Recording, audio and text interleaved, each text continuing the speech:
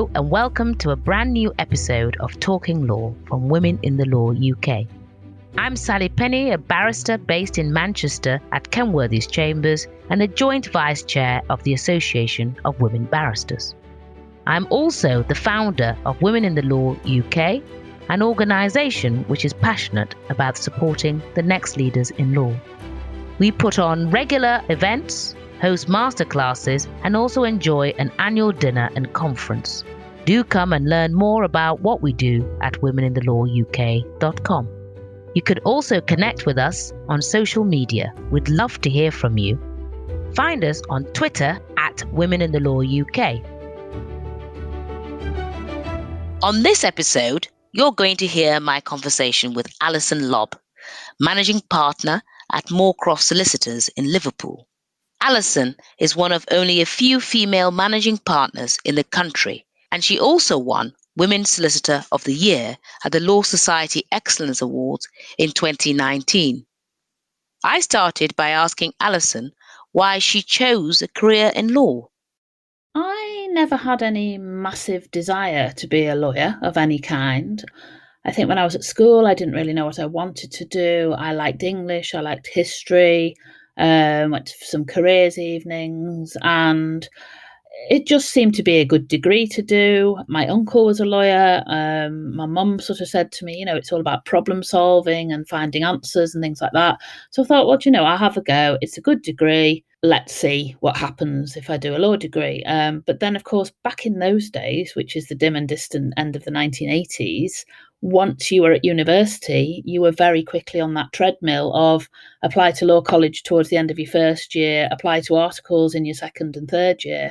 And before I knew it, I was on that treadmill and there I was qualifying. Obviously, there were a few hitches along the way, but I got there in the end and suddenly I was a solicitor and I sort of just fell into it, really, I think. Did you have any kind of role models or mentors were there any women when you qualified? No. And although my uncle was a solicitor, I had this very, very strong, probably too strongly overdeveloped sense of I didn't want to call in favours. So yes. I deliberately made sure that I didn't approach him and didn't talk to him about trying to get work or anything. I did a bit of work experience in his office and I did a bit in other people's offices, but I don't remember having any female role models at all. And I think that was probably part of the problem because the start of my career wasn't brilliant. I had no confidence. I was terrified of making mistakes all the time. So I probably came across as completely lacking any initiative. After I qualified, I worked for a short time at a local firm in Liverpool. And then that didn't last. And I sort of lost interest, really. And I lost confidence. And I wasn't sure the law was where I wanted to be at all. So I went off and I did some random other jobs, worked in shops, things like that, thought about applying for some graduate management type programs. And I wound up working at the legal aid agency. It was completely the other side of the coin. It was granting legal aid. It was going out and auditing firms in the early days of franchising before it became called contracting. And that really gave me a lot of insight into other firms, how they operated, how people did things. And I realised that not everybody was like where I'd worked. And Moorcroft's was, in those days, was called Moorcroft Urquhart, and it was a lovely firm to go out and audit. It was a really nice, welcoming atmosphere, very female dominated, which is probably why it felt so welcoming and so comfortable. And I wasn't looking to move jobs. I've been at the legal aid agency coming up to 2 years, and the job was advertised in the local paper there in the litigation team. And I thought, well, do you know what? I'll just have a go. See what's out there for me, see if I could move back into private practice. And they offered me the job, which stunned me so much that I actually had to say, can I think about it? And then rang them back within half an hour and said, yes, please. Yeah. I wasn't quite sure because I hadn't been very comfortable in private practice when I first qualified, and I wasn't sure whether it was the right thing to do. But, they were offering me quite a bit more money. There were no real promotion prospects at Legal Aid Board. And I just thought, let's have a go. And I did. And that was 21 years ago last month. I know. Wow. Yes. Well, when we're out of COVID-19, as I record this, we need to celebrate that. Well, can I ask you then, Because the firm was so different and welcoming to you, you've obviously stayed and haven't looked back since. But is that why your leadership style is very much encouraging of women? Your firm's got a lot of women in it. And if you set out, do you think, maybe consciously or unconsciously, I don't know, to make sure that the workplace for people coming up, entering and developing is better than what you had initially? Probably the only thing that I consciously think about is that last thing you've said, which is thinking about my experiences and how I felt and how other people could be. So if we have young people who aren't particularly performing well, I want to explore every reason why that could be and try and help them and support them and turn them into someone who is performing well. And I know that, for example, in that first experience I had, I was doing family law then, which I've never done since. I thought it was what I wanted to do and soon found out it wasn't.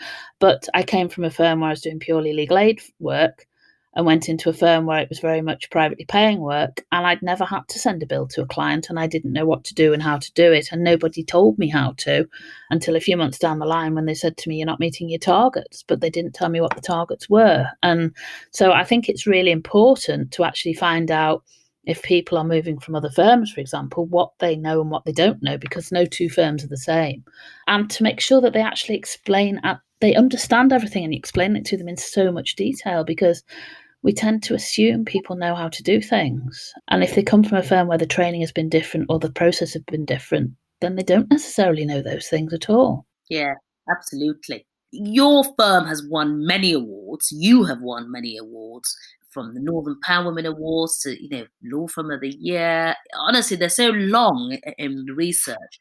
But I wondered if we can focus on the business of law and what a managing partner does in a law firm, and why you became managing partner. Because when you were president of Liverpool Law Society, a role that you played so wonderfully well, your theme was focusing on connecting with the law and the business community. And quite often, I think we feel there's a disconnect actually there. Can you just tell us a bit about that? Okay, there's an awful lot of things in that question, aren't there? As you say, I was president of Liverpool Law Society in 2016, and it was a habit then for incoming presidents to be asked, "What's your theme?" I became managing partner of my firm in 2014, so I hadn't really been that long in that job either when I became Liverpool Law Society president. And I sort of sat down and I thought about it, and I thought, well, one of the things that I'd really learned very quickly through becoming managing partner was how you have to run a law firm as a business.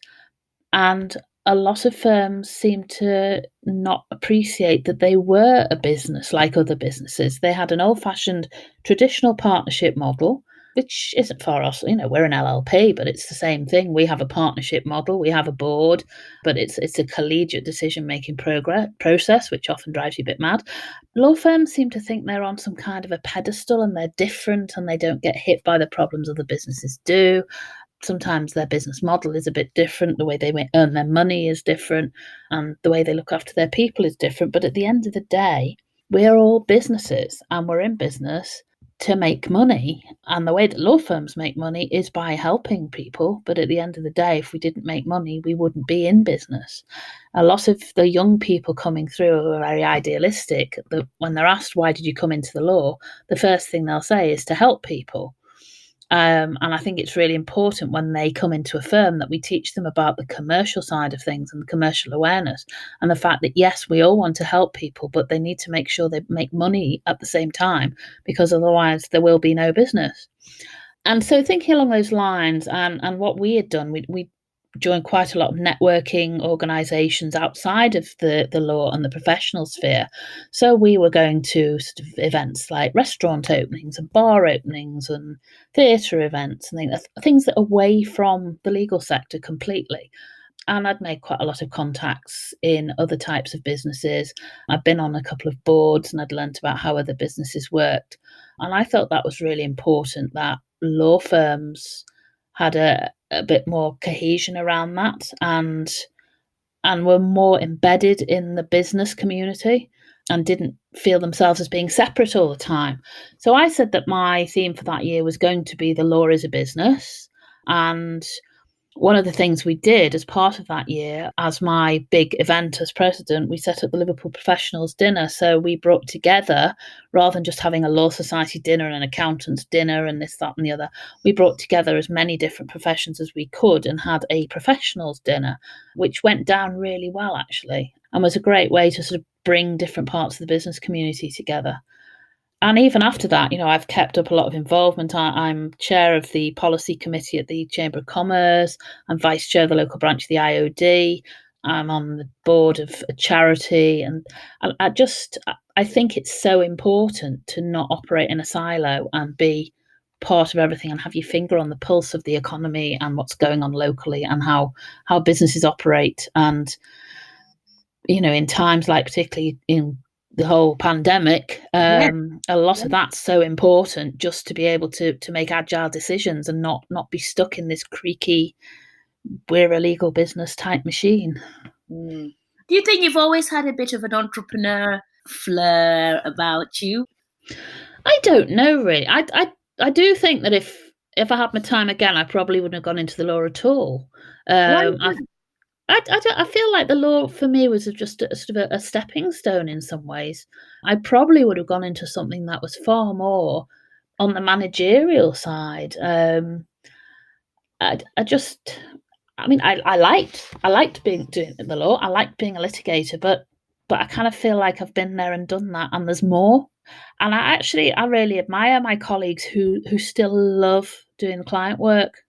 And they're quite horrified by the fact that I'm quite happy not doing client work. I love the whole idea of the law and what we do and how we are so important. What a fantastic root of society that we are, and how the law underlies everything that happens in this country. But I'm quite happy for other people to be actually doing the doing.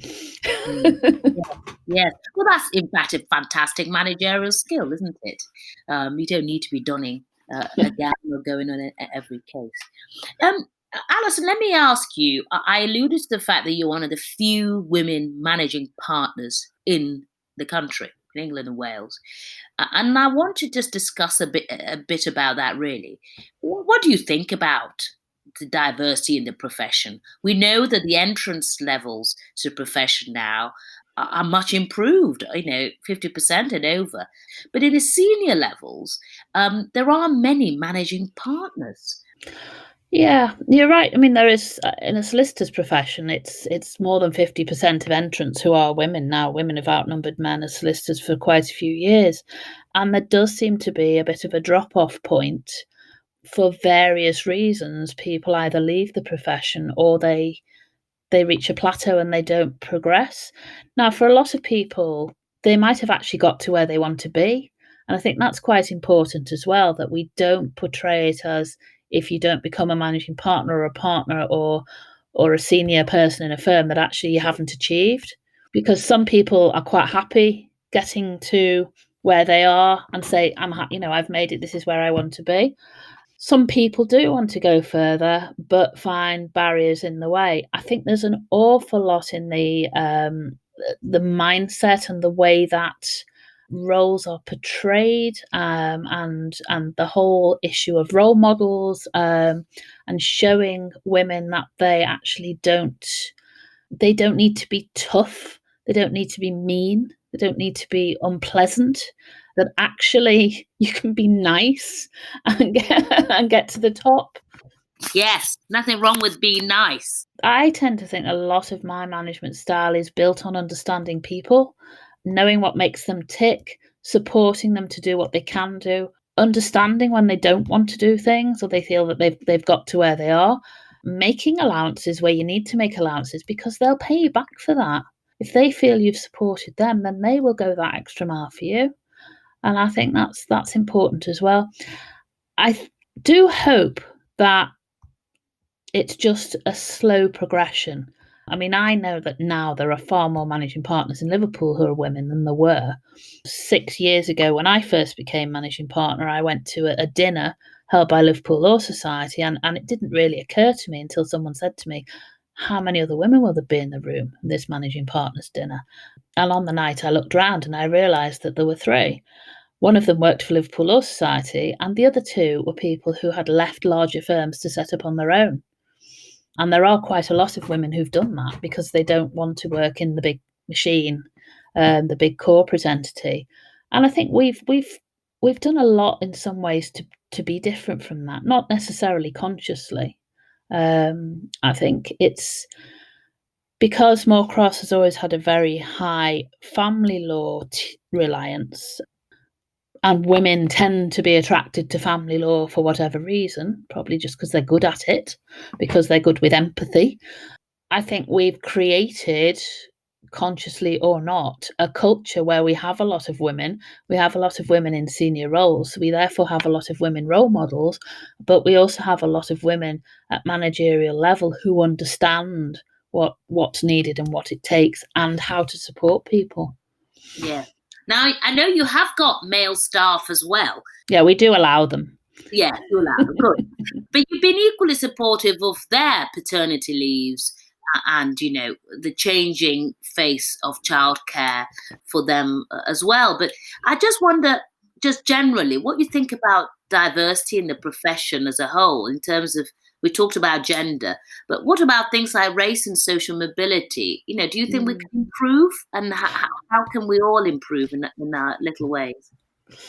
I definitely think we can improve. I wrote an article about this for Solicitors Journal last year, and I mean, my personal experience obviously is to do with gender because we are such a heavily female-dominated firm. I think last time I worked it out, we were 84% female in our firm. It's amazing. Although, again, not intentional. We don't do anything to make that happen. It just does. We do have an issue with race in terms of, I don't think our firm models the local community. It's not something it's certainly not conscious, because obviously you interview the applicants who come for interview, and it's actually very, very rare that we get applicants for jobs who aren't white women normally and some white men. We have a small proportion of people from different ethnic backgrounds. We have a small proportion of people of different sexualities, and we welcome everybody, and we don't sort of count and we don't have quotas. But yes, I am looking at ways that we can maybe look further afield. Is this because of the city that we're in? Most of the people who come to work for us are from Liverpool or move from other jobs in Liverpool.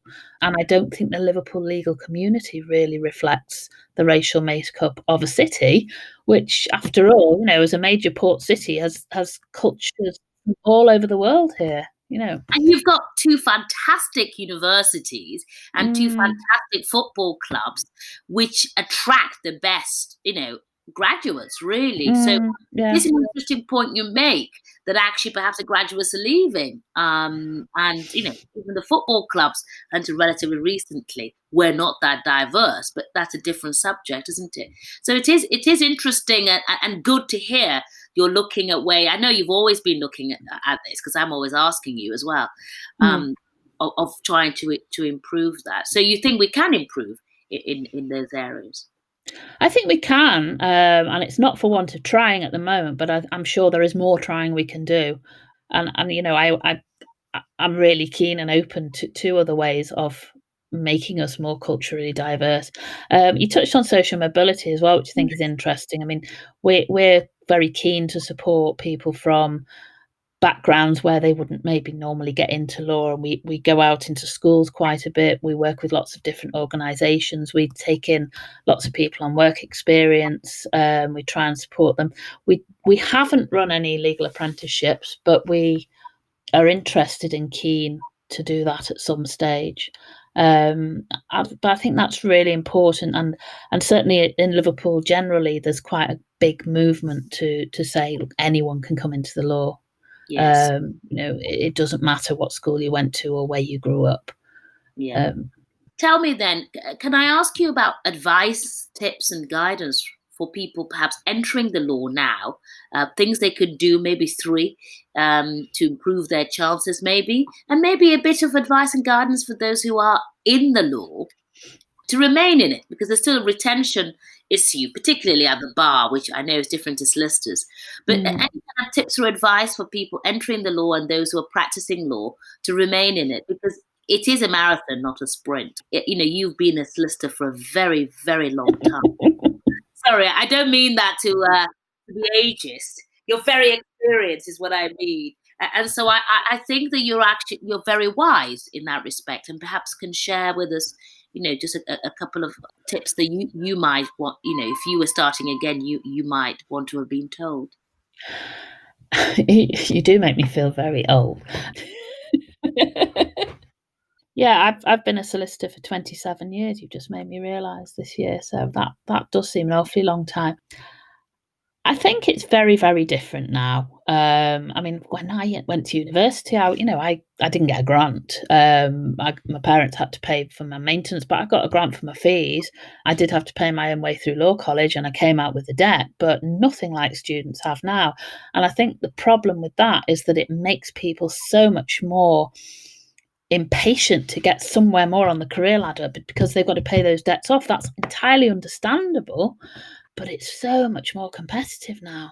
When I finished law college and went to do articles, that was in 1990, I think, 91.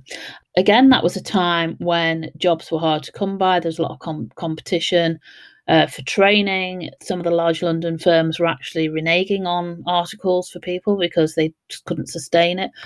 And so it was very different then, but I think it was a bit different to be in that position then, when you didn't have all that debt hanging over you and the expectation as to what you'd paid for and what you needed to get and how you needed to achieve all the time.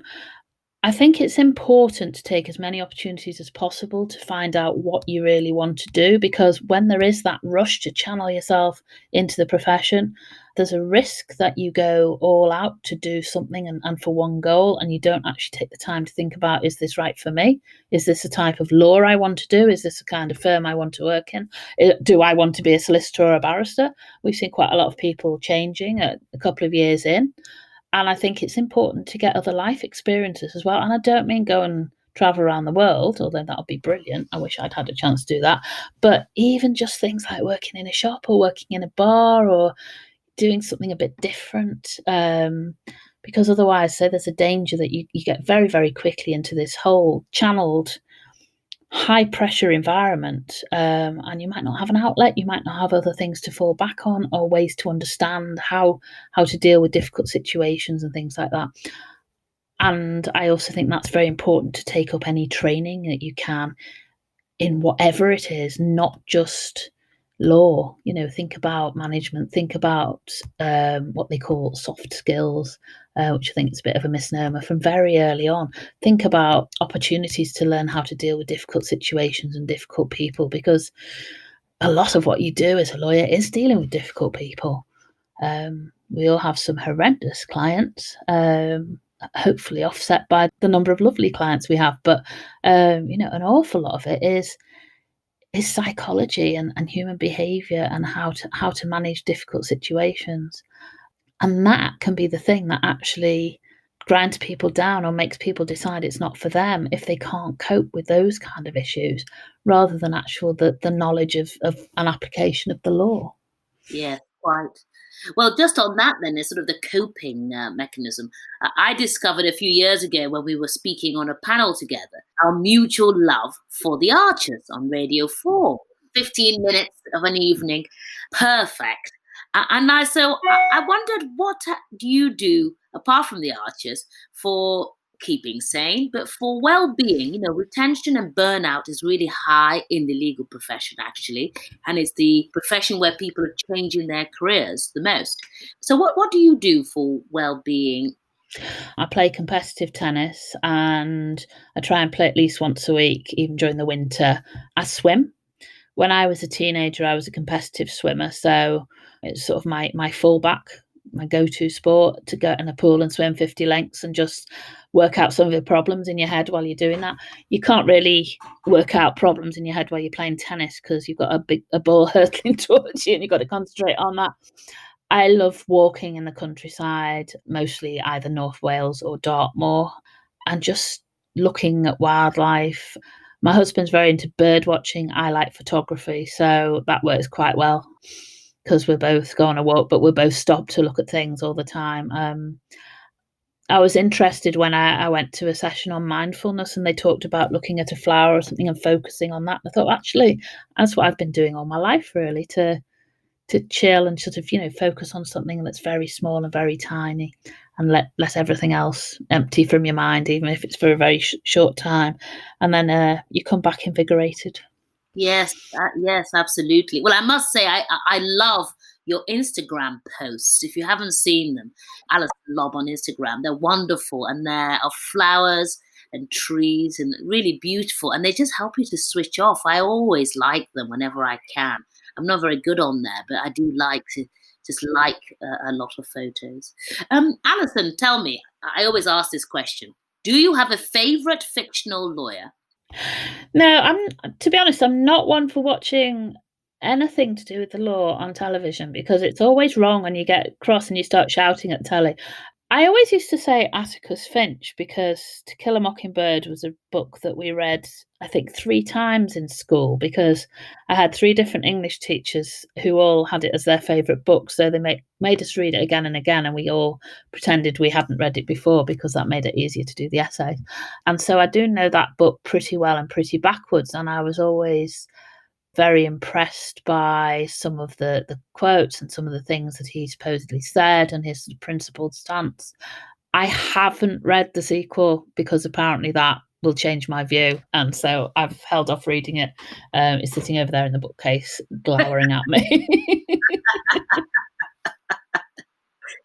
Brilliant. Do you have any sort of quotes that you live by?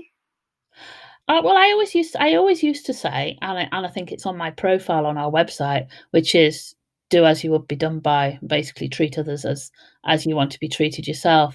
But recent events, when we've all had to make such massive changes to our lifestyle, have led me back to the motto that my primary school had, which was "They can because they think they can."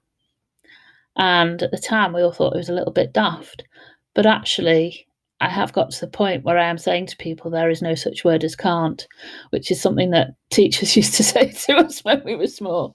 But it's actually true because in all these times of significant change, the first thing people say to you is, we can't do that because this, and this. And actually, it's not usually true. You can do it. You might have to do it differently, but you can. And so they can because they think they can, I think is quite important and a lot more meaningful now than it ever was. Yes. And we are in a pandemic, so I'm going to ask you about it.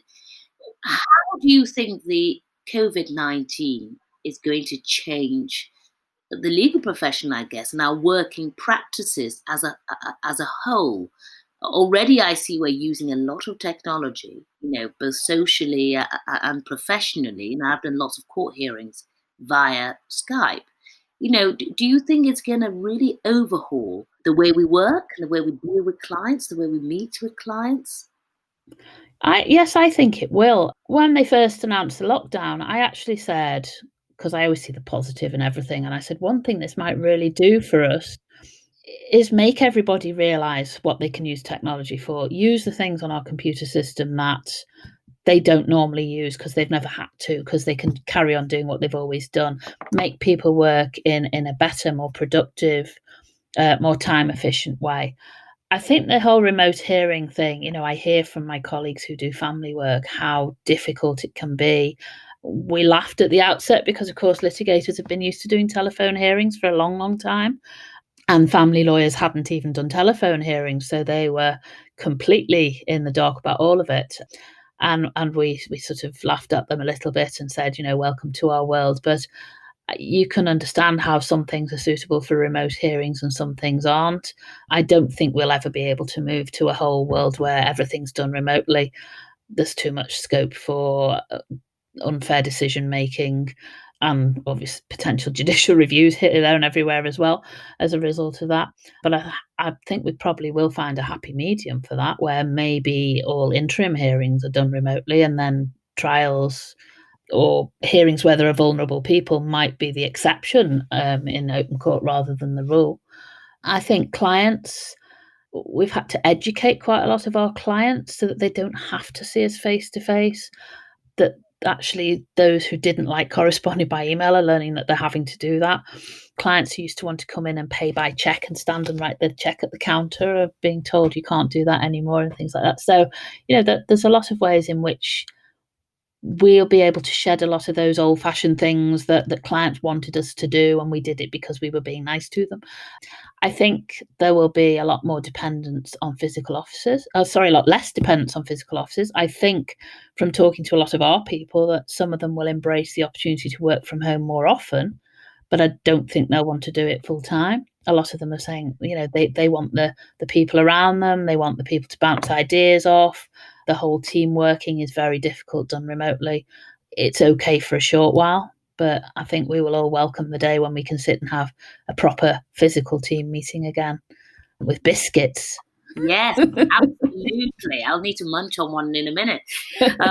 No, I wholly agree with that. Alison, before I ask you what's next, recently you suffered a loss, and that was of Liz Steele, who is a sister of Heather Steele, who, of course, the barrister and judge. Liz was a solicitor, and she had been a former president of Liverpool Law Society, and that was very, very sad indeed. And I'm sorry for that loss. She was a wonderful woman. Whenever I met her, she made me feel so welcome.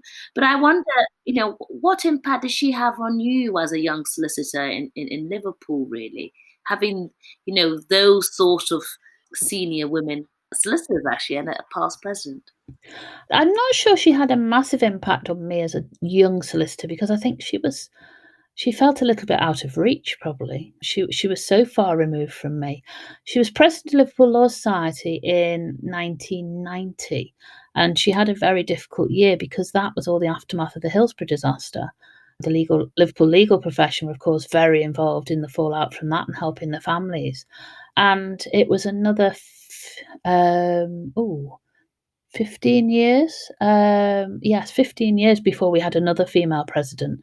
So she had a massive impact. Everybody knew Liz or knew of her. She's a lovely, lovely lady, reminiscent in quite a few ways of Lady Hale, I think. I saw a lot of similarities in them.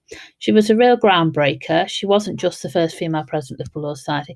She's the first female president of the Athenaeum, which is a gentleman's club in Liverpool. Though actually, I digress, but actually very groundbreaking at Gentlemen's Club, because they used to allow suffragette meetings there. And it was one of the first gentlemen's clubs to admit women. So she probably wasn't the complete groundbreaker in the Athenaeum, but she went a long way towards it. And she really did, I think, lead the way for a lot of other women in the law. Yes.